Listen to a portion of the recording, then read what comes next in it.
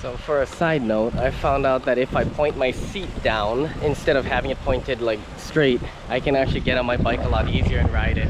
The seat's comfortable, it just was a little too high for me and I fixed that problem, so we're good.